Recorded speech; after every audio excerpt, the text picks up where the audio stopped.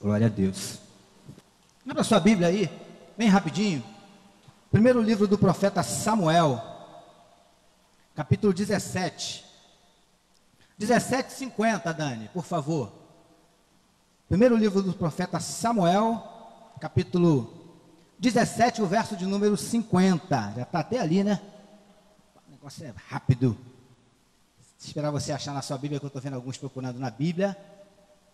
Alguns, graças a Deus, ainda utilizam, graças a Deus, a Bíblia de papel. Louvado seja Deus por isso. Amém? Primeiro livro do profeta Samuel, capítulo 17, verso de número 50. Sem querer fugir do nosso tema, que está lá em Pedro, sem querer fugir do nosso tema, uma igreja apaixonada pela cruz. Você achou?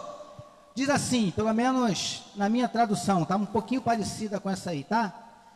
Diz assim, 1 Samuel 17:50. Assim prevaleceu Davi contra o filisteu, com uma funda e com uma pedra, e o feriu e o matou. Somente até aí, não vamos nem ler o finalzinho do versículo ali com relação à espada de Davi. Amém? Feche os seus olhos, por favor. Senhor, em nome de Jesus, que o Senhor ministre mais ainda ao nosso coração, Senhor Deus, além de tudo que já temos ouvido e recebido nesse lugar da tua parte. Em nome de Jesus, Paizinho, nós te oramos e te agradecemos. Fala conosco, não aquilo que queremos, mas aquilo que precisamos ouvir e receber do Senhor. É em teu nome que oramos e agradecemos, e toda a igreja receba e diga amém, queridos. Amados, eu já falei aqui alguns dias atrás, acho que foi a última vez que eu preguei, se eu não estou enganado. Comecei a falar aqui, ou melhor dizendo, continuei a falar aqui um pouquinho sobre Davi, e se eu não me engano, na última vez que nós conversamos aqui sobre Davi, foi exatamente naquela fase em que o pai de Davi, que se chamava Jessé, chama Davi. Os irmãos estavam na guerra, o pai fala, meu filho, leva aqui essa comidinha lá, preparou um negocinho lá para eles comerem, né? E falou, leva para os teus irmãos e aproveita e me traz notícias. E a Bíblia diz que Davi fazia isso constantemente. E aí, um desses dias que Davi foi lá obedecendo a ordem do seu pai Jessé, a Bíblia nos relata que quando Davi chegou lá, ele se deparou com um quadro não muito agradável. Ele viu um homem do exército dos filisteus afrontando, zombando, debochando do povo de Israel, dizendo mais ou menos assim, não tem um homem aí para lutar comigo não? Já estou há dias aqui chamando, procurando por um homem, não vem ninguém para lutar comigo. Que era Golias, um soldado grande, preparado, forte.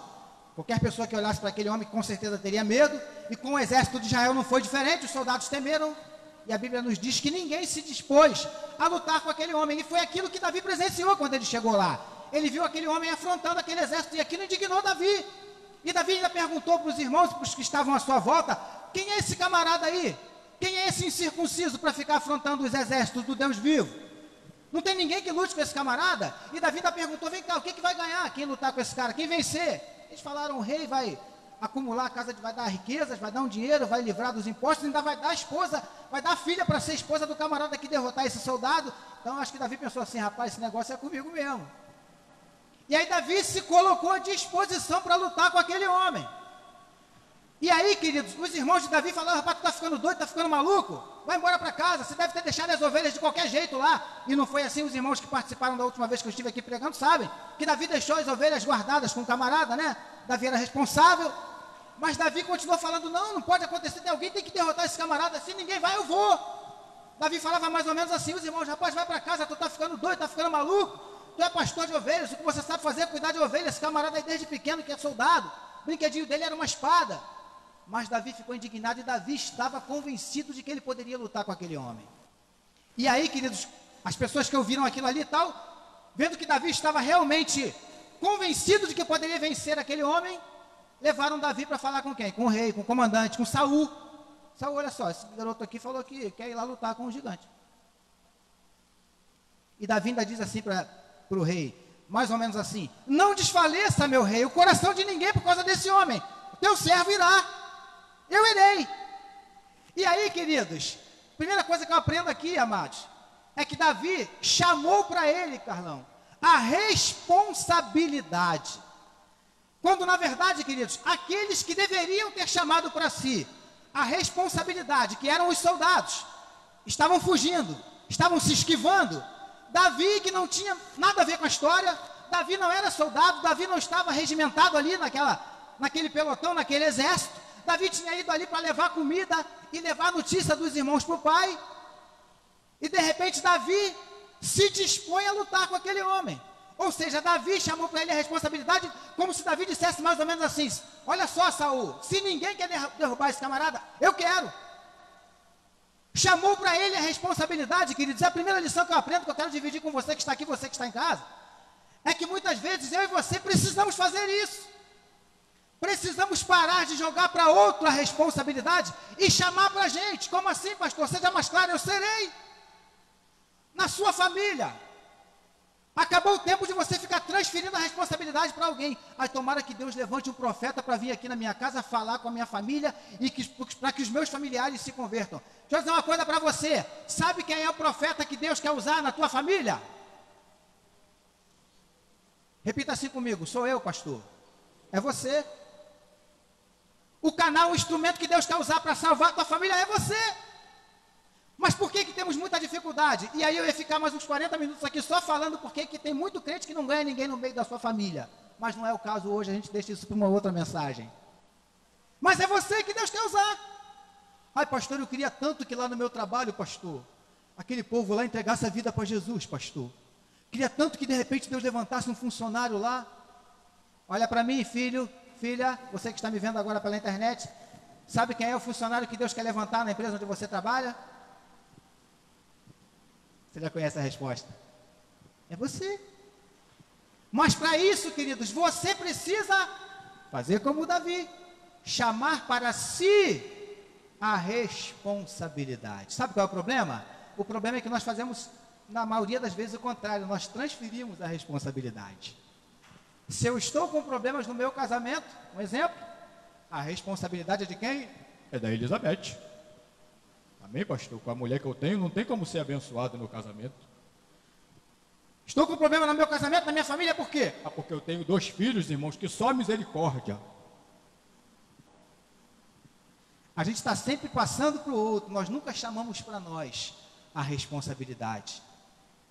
Principalmente diante do caos, diante da adversidade. Foi isso que Davi viu. Todo mundo fugindo, todo mundo se esquivando. E Davi se colocou à disposição para ser usado. Aleluia. Que nessa noite, meu amado, minha querida, você que está me ouvindo e me olhando aqui no santuário, você que está me assistindo agora pela internet, que nessa noite você se coloque à disposição de Deus, para que você seja o canal, para que você seja o instrumento, para que você seja a ferramenta que Deus quer usar. Quantos podem dizer amém nessa noite? Glória a Deus. É assim que eu entendo, queridos. Aí a Bíblia diz assim, queridos. Só que o que acontece? Quando Davi chegou para Saul, levaram Davi lá, falaram: rei, esse menino aqui quer lutar com o gigante. O que Saul falou para Davi? Meu filho, contra esse gigante aí, você não pode ir. Contra esse gigante você não tem a menor chance. Deixa eu dizer uma coisa para você, queridos. Olha bem para mim agora, você que está em casa, presta muito bem atenção, que é de Deus o recado que eu tenho para o teu coração. Não permita que nenhuma pessoa e que nenhuma circunstância diga para você o que você pode e o que você não pode. Não permita que as pessoas ou as circunstâncias limitem a tua capacidade. Porque humanamente falando, muitas vezes, né, a gente olha as circunstâncias e nós até achamos que nós realmente não podemos. Humanamente falando, queridos, Davi não tinha realmente a menor chance contra aquele camarada, que devia ter pelo menos 3 vezes o tamanho de Davi. E não era só muito maior fisicamente falando, mas era muito mais preparado, muito mais bem treinado, muito mais capacitado, belicamente falando, ou militarmente falando. Então, humanamente falando, as chances de Davi não eram muitas. E humanamente falando, muitas vezes, nós enfrentamos situações e circunstâncias que nós nos achamos meio que incapazes de fazer alguma coisa por aquela situação ou para que aquela situação mude. E muitas vezes, queridos, nós nos convencemos que nós verdadeiramente não podemos. Pois eu trago uma palavra que vem do coração de Deus para o teu coração nessa noite, você que está me ouvindo agora também pela internet. Você pode. Filipenses 4,13, guardada todas aqui, logicamente que o contexto, Mas o que diz Filipenses 4,13? O que Paulo diz em Filipenses 4,13? Posso todas as coisas naquele que me fortalece. Aleluia. Você pode todas as coisas, queridos, naquele que te fortalece. É isso que eu aprendo aqui. Está dando para você entender? Pastor, eu tinha tanta vontade de passar num concurso público. E muitas vezes é o caso que a gente ouve, eu tenho alguns aqui que, né? Ah, mas você mora numa comunidade, você estudou numa escola pública. Quantos são os exemplos de pessoas que estudaram em escola pública? Quantos? Na minha família mesmo eu tenho vários exemplos. Eu sempre estudei escola pública. A minha vida toda. Sempre estudei escola pública. E era um dos melhores alunos, diga-se de passagem. De vez em quando eu falo isso para os meus meninos. Alguns irmãos já me ouviram falar isso aqui. A minha tia que me criou, que já tinha 8, ainda criou eu e minha irmã, não tinha condições de comprar nenhum lápis para a gente. E eu não era do tempo, que hoje em dia é benção. A prefeitura ou o estado manda um kit, Carlão, completinho. Falei, Jesus, no meu tempo não tinha isso. Minha tia não podia comprar um lápis. Livros, eu estudava com o livro dos outros. Cansei de tirar a nota melhor, o camarada me prestava o livro, Carlão, eu tirava a nota melhor do que ele que tinha o livro. Sabe por quê, queridos? Porque eu nunca deixei que ninguém, que nada me dissesse assim, você não pode. Por que eu não posso? Por que você não pode? Porque Saul falou para Davi, contra esse soldado você não pode. Amém, queridos? Mas vamos seguir aqui, porque tem uma série de coisas aqui muito interessantes. Mas aí Davi virou para Saul e falou uma coisa muito interessante. Davi falou assim, meu rei, deixa eu contar uma coisa para o senhor. Eu sou pastor de ovelhas. Eu cuido de algumas ovelhinhas do meu pai. E uma vez eu estava lá cuidando das ovelhas, e aí veio um urso e pegou a ovelha. Eu fui lá atrás do urso e arranquei a ovelha da boca do urso, peguei a ovelha de volta. Um outro dia veio um leão. E eu fui lá, e é até algo, queridos, difícil de você acreditar e imaginar, porque, logicamente falando, se tem um leão e uma pessoa, obviamente, quem vai estar correndo atrás de quem? O leão atrás da pessoa, né, Carlão? Mas nesse quadro de Davi aqui, a impressão que a gente tem, Laerte, é que a ovelha o leão pegou a ovelha e correu, e Davi saiu correndo atrás do leão. Então é algo que parece ter coisa de doido, não é assim? Quando a Bíblia diz que foi o que Davi falou, e Davi não estava inventando história. E aí Saul ficou olhando, e sabe o que eu aprendo aqui, queridos? Olha para mim, igreja, sabe o que eu aprendo aqui? Davi tinha experiências com Deus. Pastor, mas ele falou da ovelha, do leão e do urso. É o que eu acabei de dizer aqui. Para um menino arrancar uma ovelha da boca de um leão, quem é que tem que estar com esse menino, queridos? Porque no mínimo, o leão comia a ovelha e ainda comia o menino. Para um menino pegar uma ovelha da boca de um urso, quem é que tem que estar com esse menino? Só pode ter uma força sobrenatural atuando na vida desse menino. Davi era alguém que tinha experiências com Deus. Por isso a gente tem falado isso aqui, queridos. Eu vou repetir para que você aprenda, para que você entenda, para que você grave e para que você busque isso. Eu e você precisamos ter experiências com Deus. Você que está me ouvindo agora pela internet, nós precisamos de experiências com Deus. Nós não precisamos de experiências emocionais. Nós não precisamos de experiências teológicas. Nós não precisamos de experiências sociais, coletivas. Tudo isso é bom, tudo isso é válido, tudo isso tem também o seu proveito. Mas nós precisamos, acima de tudo, de experiências com Deus. Eu podia te dar vários motivos, mas eu vou te dar um só que eu aprendo aqui com Davi.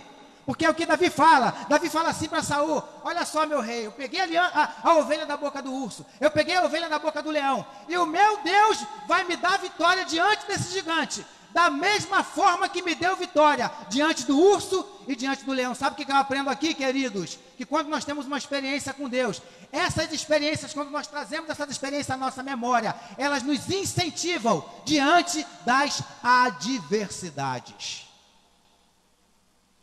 Passei há pouco tempo atrás por uma situação bastante complicada. E aí eu estava orando em casa e falando com Deus, e aí Deus me fez lembrar uma época em que eu passei pela mesma situação, só que numa circunstância ainda pior. E aí Deus falou assim comigo: naquele tempo eu não te dei vitória, por que eu não posso te dar vitória hoje de novo? É por isso que a Bíblia diz que nós devemos trazer à memória aquilo que pode nos dar esperança. Foi o que Davi fez. Davi falou: olha só, meu querido, Eu arranquei a ovelha da boca do urso, eu arranquei a ovelha da boca. Eu venci um urso, eu venci um leão, eu vou vencer esse gigante também. Deixa eu dizer uma coisa para você, quem sabe você que está aqui, você que está em casa me ouvindo agora, está passando por luta, por adversidade, por tribulação. Deixa eu dizer uma coisa para você, o mesmo Deus que te deu vitória algum tempo atrás, vai te dar vitória nessa situação, nesse deserto que você está enfrentando. É o mesmo Deus, não mudou. Está dando para você entender? É isso que eu aprendo aqui com Davi, queridos, é isso que nós precisamos fazer. E aí a Bíblia diz, queridos, que Saul, vendo que ele não ia demover Davi daquela ideia, ele não ia convencer Davi a não ir lutar com aquele gigante, ele pensou mais ou menos assim, bom, não tem jeito, você quer ir mesmo? Você quer, tem certeza, menino, que você quer lutar com esse gigante? Davi estava certo do que ele queria, Davi sabia o que ele queria, você precisa saber o que você quer. Aleluia. E aí Saul, vendo que não ia ter jeito, o que Saul fez? Então vem cá, meu menino, já que você quer ir, vem cá, também não vai de qualquer jeito. E aí a Bíblia nos diz que Saul, logicamente ajudado por outros lá, né, colocaram o que em Davi? Colocaram a armadura em Davi. Né? E aí, queridos, lê lá que depois você vai ver, a Bíblia nos diz que Davi não conseguia nem andar. E aí diz o finalzinho do versículo, que eu acho que é o versículo, deixa eu ver aqui, versículo 39. Põe por favor para mim, Dani, versículo 39. 1 Samuel 17, 39. Ah lá, depois do hífen, depois do traço. Não posso andar com isso. Está dando para você ler ali, igreja? Davi disse, eu não posso andar. Olha aqui para mim, queridos, que tem uma coisa sensacional que Deus ministra aos nossos corações. Meu amado, Davi colocou aquela armadura e aquilo estava atrapalhando Davi de andar. Deixa eu dizer uma coisa para você, meu amado, minha querida, você que está em casa agora, Deus está falando com você. Tem coisas que estão na sua vida atrapalhando você de andar. Tem coisas nas nossas vidas que nos atrapalham de caminhar. Pastor, o que eu faço? A resposta está ali, no finalzinho do versículo, o que diz? Não posso andar com isso porque eu nunca usei. E aí o finalzinho do versículo diz o que, igreja? Lê para mim, o que está escrito ali? Davi fez o quê? Graças a Deus. Davi tirou. Queridos, eu meditando sobre isso aqui, olha que coisa sensacional. Igreja, olha para mim, você que está em casa. Me responde uma perguntinha. Quem foi que tirou o que estava sobre ele? Quem foi que tirou? Foi quem, pastor Carlos? Foi Davi. Não foi Deus.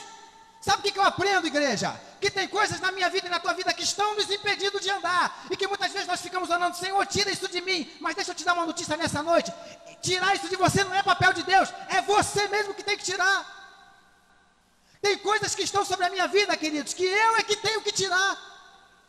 Estão me atrapalhando de andar. Ainda vou dizer mais para você, queridos. Se Davi vai para a luta com aquela armadura, muito provavelmente Davi seria morto, derrotado. Olha aqui para mim, queridos, que é muito sério o que eu estou falando para você. Cuidado, para você não partir para as pelejas carregando esse negócio, porque isso pode te atrapalhar e até trazer sobre você derrota. Versos 42 e 43, olha o que diz, bota aí para mim, Dani, por favor. 42 diz assim, o filisteu olhou, e vendo Davi, fez o que, igreja? O que está descrito ali? O que ele fez quando ele olhou para Davi? Vamos continuar, porque era apenas um moço ruivo de boa aparência. Verso 43, põe aí, Dani, por favor. 43 diz o que? O filisteu disse a Davi, será que eu sou algum cachorro? Para que você venha a mim com um pedaço de pau? E pelos seus deuses, o filisteu fez o que com Davi, queridos? No finalzinho, o filisteu, olha aqui para mim, a Bíblia diz que o gigante Golias amaldiçoou Davi. Primeiro ele desprezou, depois ele amaldiçoou. Olha aqui para mim, você que está me vendo agora e você que está em casa. Quem sabe você tem sido desprezado por alguém que você gostaria que te valorizasse. Não se preocupa não. Seu marido, sua mãe, seu filho, seu irmão, seu pastor pode te desprezar, mas o teu Deus não te despreza. O teu Deus te valoriza. Aleluia! Quem sabe você está aqui, alguém te amaldiçoou.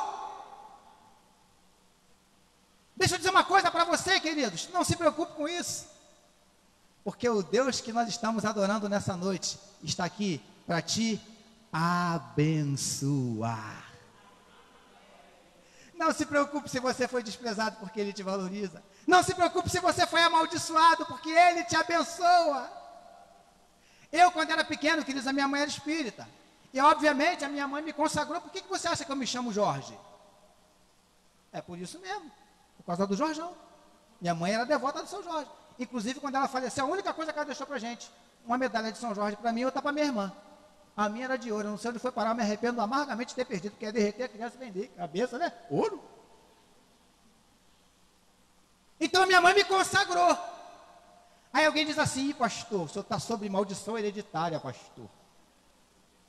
Segundo aos Coríntios, acho que 5,17 diz o quê? Aquele que está em Cristo, nova criatura é. As coisas passaram. Não me importa se a minha mãe me consagrou para São Jorge ou para quem quer que seja. Hoje a minha vida é consagrada ao Senhor dos Exércitos. Aleluia! Não importa se você foi consagrado, amaldiçoado, desprezado, porque Deus te ama, te valoriza e te abençoa. Amém, igreja? Você pode glorificar o Senhor? Vamos terminar aqui, queridos, porque eu preciso terminar. Aleluia!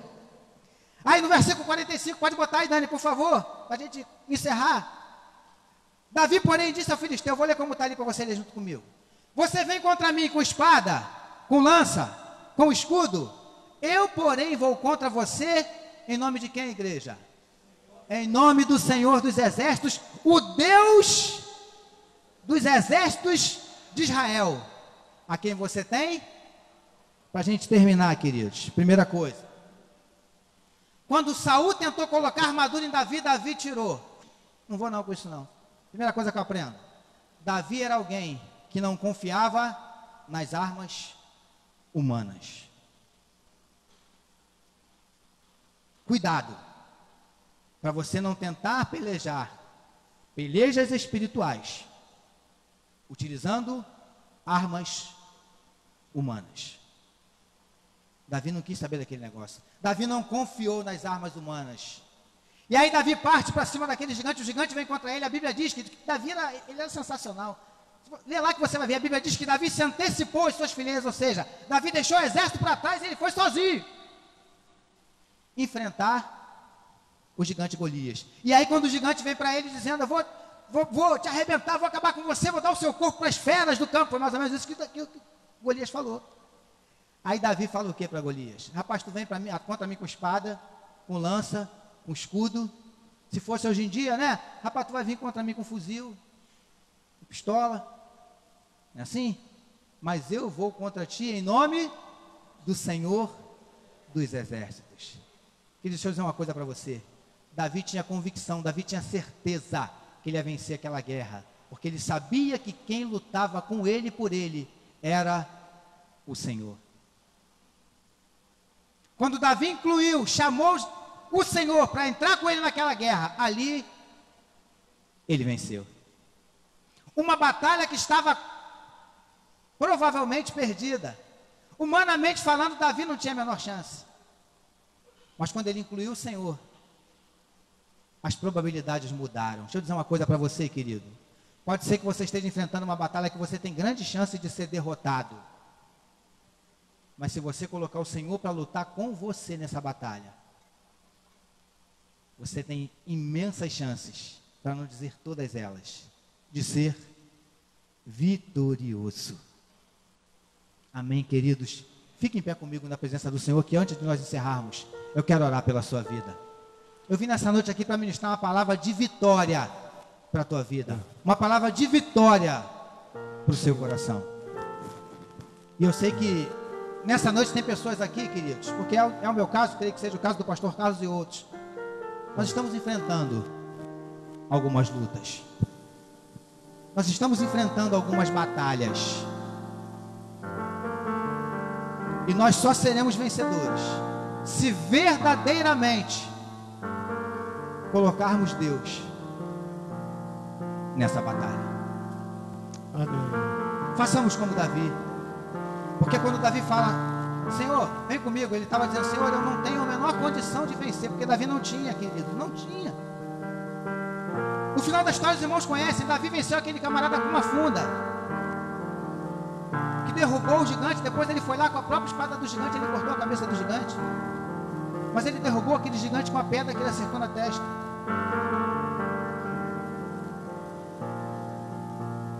Deus quer te dar vitória, meu amado, minha querida.